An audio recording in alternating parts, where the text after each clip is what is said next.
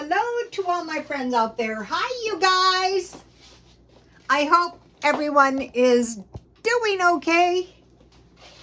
Okay. This video is learn to be poor, survive on storable food and raw food. So I have devised like a template on how we're going to do this. So yesterday I did a long video and most of it was repetition because I had a lot of new followers and I wanted to bring them all up to speed. So hi. So I mentioned all kinds of food plans, all kinds of stockpile ideas. But today I want to talk about, okay, the price of food is going up. The price of everything is going up. How are we supposed to survive? Okay, in the 1920s, there was a free universal meal. It was the Oslo diet, and it was bread, butter, cheese, milk, half an apple, or vegetables. So if we store food so that we always have these foods, then we can interchange like foods once we learn it. Uh-oh, everything's falling out of my refrigerator. Okay, so this is 4 cups powdered milk. So I mix up 4 cups, so that's 2 days worth. So it would be bread and butter. So yesterday I made this butter out of I think it was 8 cups of heavy cream. And this turned out to be really good sour cream. And what I planned on doing is making buttermilk. But it was so buttery, I came up with some really good sour cream. I blended all my cream until it solidified into butter. And then there was some liquidy looking stuff. And I added about a 1/4 cup, because it was quite a bit. It was almost 4 cups. I added a 1/4 cup of rice wine vinegar, and it solidified. And I just took a spoon and put it in this side of the pan, and so I could use this just like butter, soft butter. So we know we need bread, so we can make bread, but what we can also do is we can stockpile crackers. A lot of people don't want to bake bread, or if you run out of bread somehow, you can just get your crackers out. So tonight I want to use crackers instead of bread. Normally I like to bake bread. So these are good wheat crackers that I bought marked down. So I'm going to have those. Here they are. I think I bought these 47 cents a box, and I bought 2. So I will have some of those. So we have bread, butter, and I have sliced cheese. And I bought 5 pounds of sliced cheese, so we'll have that. 1 glass of milk. Vegetable or fruit, we'll have vegetable. And so let me get started to show you what I'm talking about. Okay, this is tuna fish. I just bought this today at a grocery outlet for $2.50. So I am going to eat this. Now, if I could have rice with this. I could make sticky rice with tuna like this, and that would be really good too. So this is a 5-ounce can of tuna. But I also have tuna in the stockpile from Walmart, 5 ounces as well. So now I want to come up with a little vegetable portion. Let's see, I think really for the money, you can't beat Walmart. I was at Walmart today. So I just want a small salad. So this could be a cheese sandwich. This could be a peanut butter sandwich, or this could be a bologna sandwich, or this could be a microwave egg sandwich or a fried egg sandwich. You get a bowl, you melt a little butter, so you have your bread, your butter. You put 1 egg in there, you pierce the yolk, you cover it with a wet paper towel, and you zap it for about 30 to 40 seconds. I messed that up so bad. So we have a little lettuce, and then I have some celery. And then if you watched the video yesterday, I made some homemade peanut butter. Here it is. It doesn't have to be homemade. But once you get used to the homemade, and it's cheaper, and you know what's in it, you're not going to want to go back to store-bought. One of the things is we want to start preparing as much of our own food as we possibly can, because if the quality of the food is low and you're making your own, that is going. And I have a carrot. Those I kind of traded my tomatoes in because I couldn't actually find edible tomatoes. They tasted rotten to me, and so I thought there's no, just grow some cherry tomatoes year round. Pretty soon they're going to come out with tomato plants. I'm going to try to grow some too, I will tell you. That hasn't started yet, but it's going to. So I have some veggies. So, and then I also have, for my crackers, I could have some of the homemade sour cream I made. But if you don't have that, you can just make crackers. Is very tasty with butter. So here is my cream cheese. All right. This is not too bad with soup either. And then I have homemade peanut butter is very tasty on crackers. So if this was your child's lunch, you would just make like a peanut butter sandwich. Or if you were really broke, you could use margarine. And then I'll have some cheese. So, and then I will have a small glass of milk, but I'm not going to pour it right now. But I am going to have it. I like to drink chocolate milk at night. So these wheat thin crackers, if you locate a place that has crackers, and if you can find a place, bread. I do know a couple of places that sell bread. So we want to follow this Oslo. Here's the milk. So bread and butter, cheese, 1 glass of milk, vegetable, or I could eat 1/2 of an apple.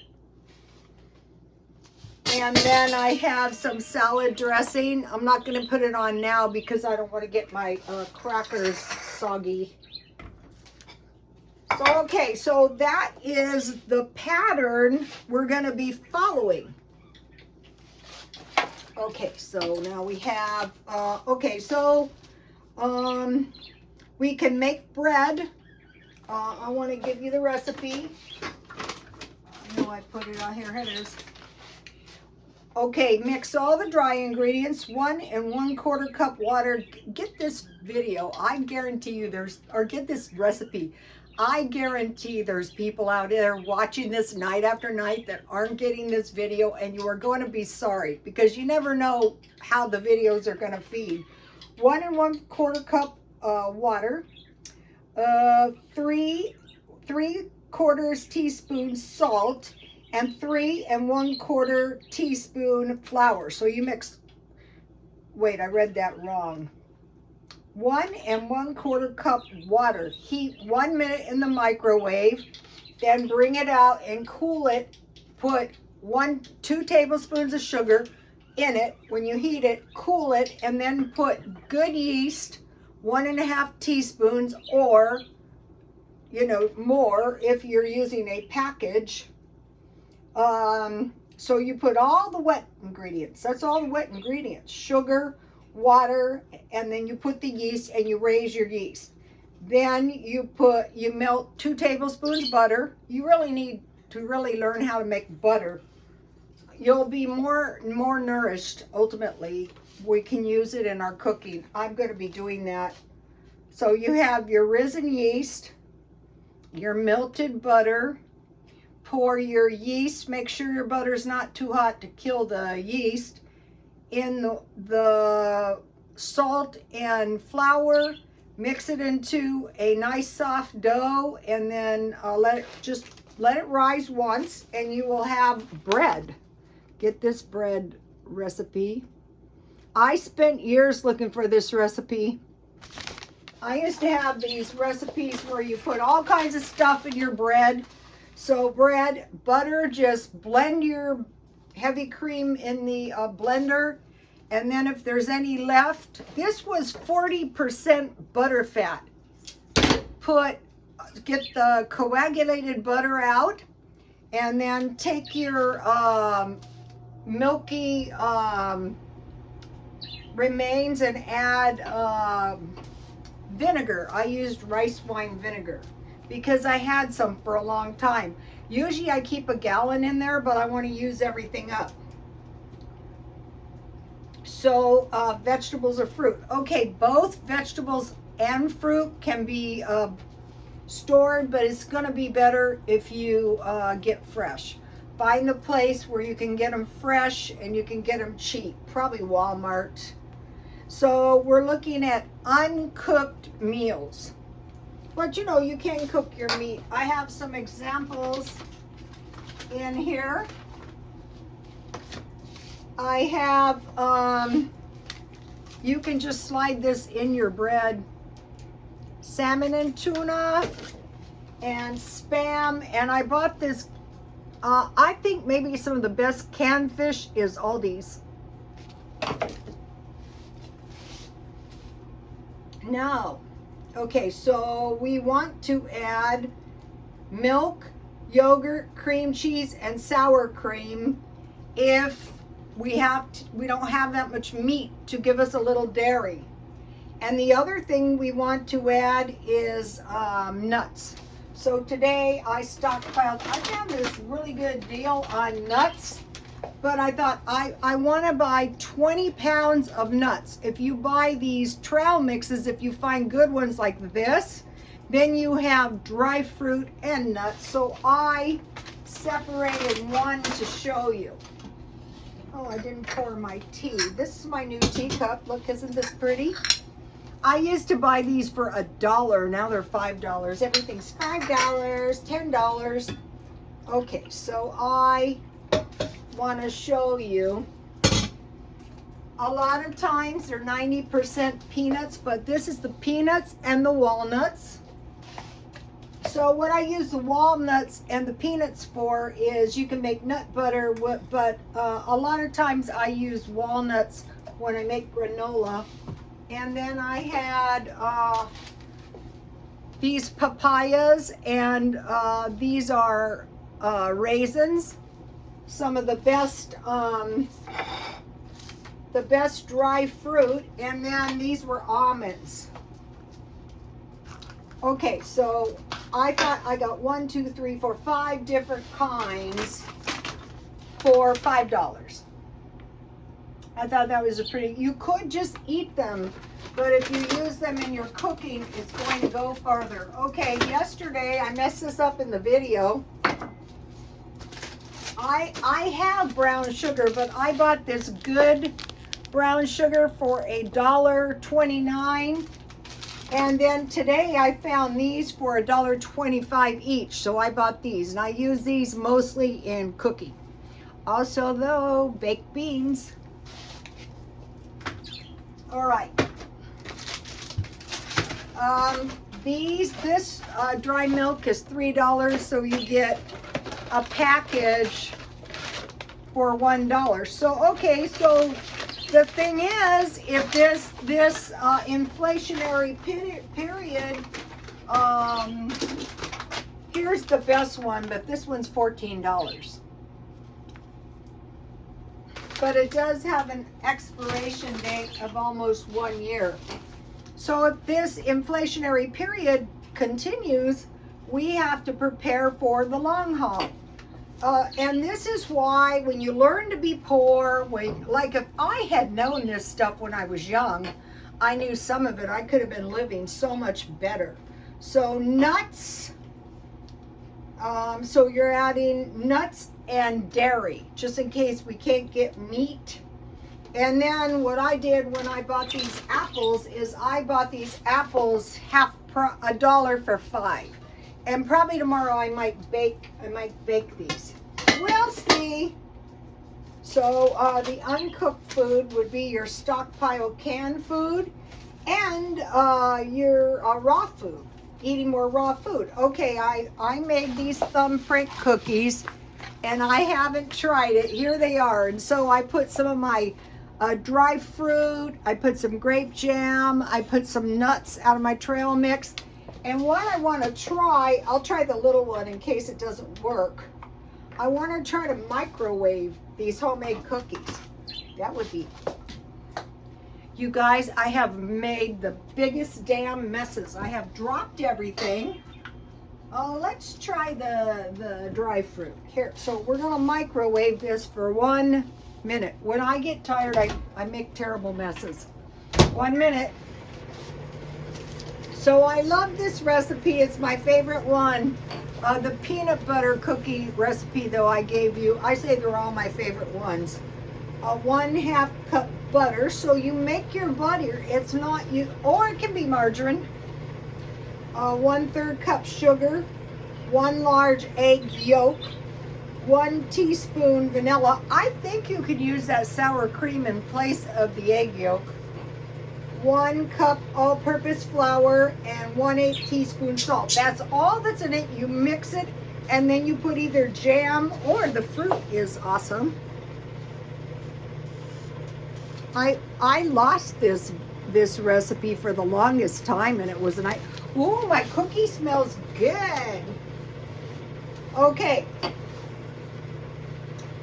So another thing is pickled food.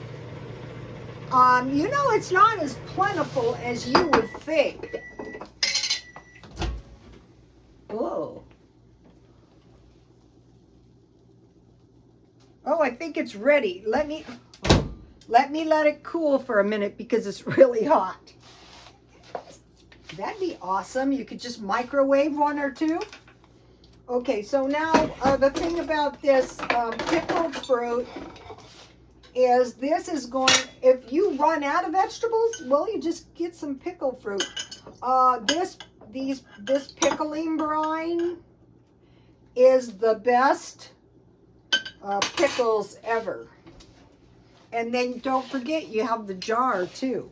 As you've been seeing, I've been using my jars. So here's what we have. See how this is similar to the Oslo diet? We have our vegetable, we have our cheese, we have our milk. I have meat, but it could be cheese. All right, the biggest problem with being poor is hunger and malnutrition, and that is why it is so important to learn how to stockpile. I was sitting around McDonald's. Today I was in chaos because I was tired. And I was trying to devise this. Now, okay, the biggest problem is hunger and malnutrition. So malnutrition is hunger over a period of time. Social discrimination and exclusion. People are very, very, they don't want poor people around. I mean, if you get poor enough, you can be shunned by virtually everyone. But the trick is to start where you are and try to learn money management. And it's on the social media. Start out, start out easy, and then, the most important thing is a roof over your head, and then find food somehow, like the food banks. Number 1, survive on storable food. So if you have this stuff stored and something happens, you're going to be so much better off. 12,000 years ago, humans were hunters and gatherers. So now they're admitting the Neanderthal man. They had the nerve to tell my son he was 1% Neanderthal. So I said that came off your dad's side. Then there was the agricultural revolution with farmers and ranchers. So one of my sides was a farmer, one side's the rancher. So the farmers would have to grow the food to eat it and to sell it and buy things they needed. And the ranchers would have to raise the beef and take those to town and sell those. The ranchers only went once a year. So we had a growth of the population because people got better at farming. Also, there was an expansion of the frontier because the frontier, we had farming and ranching. Then the cities and the civilization grew, and we have 7.8 billion people now. So,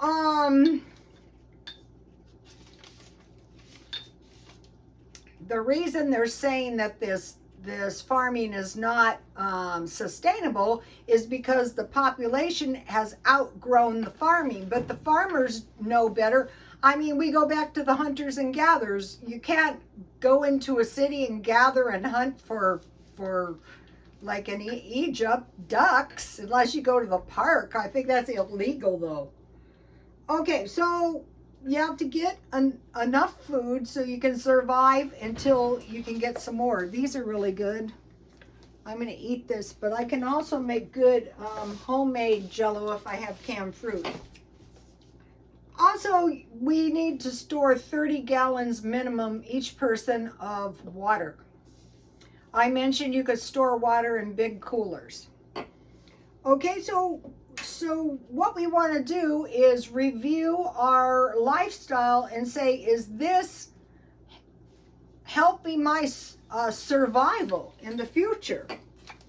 Okay, now if we can't get any meat, we want to move to dairy and nuts, and make sure we have all the needed food until the next payday. As far as clothes goes, just remember during the Depression there was no socks and underwear. Now what we might have to do, more than likely might have to do, is live in smaller, less expensive places. So people would be living in these smaller places so that they would have a roof over their heads. You know, a lot of us, you work very hard to get more space and yards and nicer, but that might not be sustainable. Also, you might want to think of making good use out of your garage trailers and vehicles like vans. Okay, now if I have to eat beans, I would much rather eat chili and pork and beans. With pork and beans, you can make a microwave egg with pork and beans and toast. And with chili, you can put your cheese on your chili and get by. So that is like stockpiling a meal. So remember this week we were going to eat 3 meals out of the stockpile. Here's 2. Okay, I want to mention, they're saying, okay, there's a bit of a shortage of bananas. So I bought bananas, and I already had the pineapple, the coconut. I use it in granola, but also I bought mangoes because if you're going to eat canned fish and you have rice and you cook it until you cook the water out, you can make it in the microwave. Oh, let me taste my microwave cookie.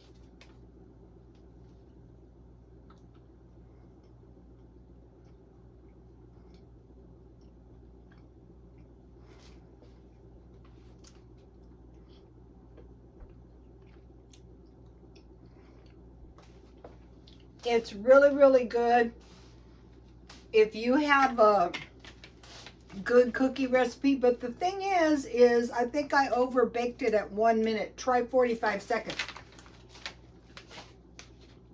You can make your rice in the microwave, just cover it, about an inch above with water and zap it 5 minutes, stir it. It takes about 15 minutes. Then you put some coconut milk with sugar, and then some of these dry mangoes fresh is best. So you have some tropical fruit. Okay, now, so if you have these tunas or salmon with crackers, butter, or peanut butter, 1 glass, and a small salad, okay? Fish, beans, and, okay, I like to have like 1 fish meal a week, 1 bean meal, 1 breakfast meal with bacon or sausage. Okay, now, if you've been to the stores, things are getting expensive and the shelves are kind of sparse, which means the price is probably going up. When the consumption is down, the price generally goes up. So what is going on? Also, the price of the fast food is going up. So when the price goes way up, that slows consumption because we have a small beef herd this year. So they slow consumption so they don't run out as well. Someone is going to pay for the wars. Don't be scared, prepare. Okay, now if you don't have a stockpile, the best way to get one is search around for some low-cost tuna, 1 or 2 packages from Dollar Tree of these mentioned foods, cheese, big blocks. I saw a lady buying the big bags, but I have come to the conclusion the blocks are better, or sliced cheese, tons of nuts so you can make peanut butter for your kids' sandwiches.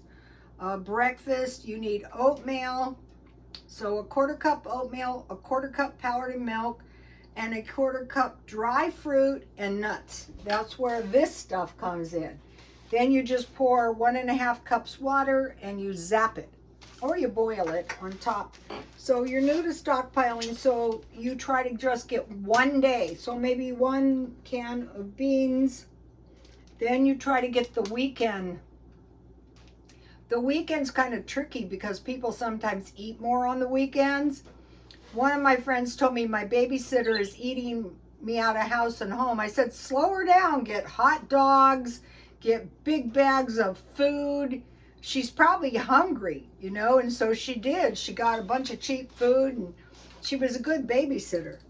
So your kids could do a lot of munching, big bags of chips.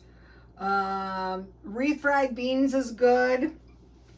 You know what's expensive now, which is crazy, is that Mexican 7-layer dip, which is Mexican. Refried beans. You have your sour cream, you have your lettuce, tomato, maybe some guacamole and salsa. So then you get the weekend, then start adding, you have 4 days left, add 2 days at a time until you get a week, and then 2 weeks. I would not, if you're low on money, I would not suggest like doing away with all your money. What I would do is just very conservatively prepare a week and then try to get 1 or 2 extra days until you get the hang of it. And then once you get the hang of it and you don't really need food, that's when you can make a good use out of the sales. I would try Aldi's and Walmart. Okay, you guys, I'll see you tomorrow, and God bless you all.